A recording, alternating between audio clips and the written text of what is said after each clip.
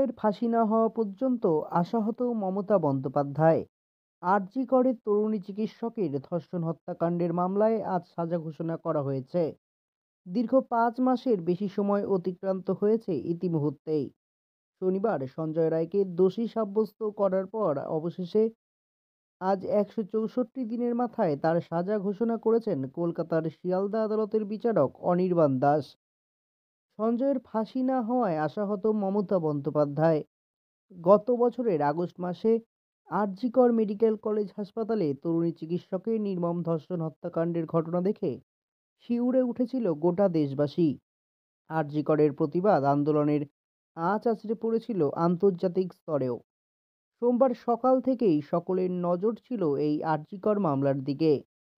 সকলেই আশা করেছিলেন অভিযুক্ত সঞ্জয় রায়কে ফাঁসির সাজা শোনাবেন বিচারক, কিন্তু তা হয়নি।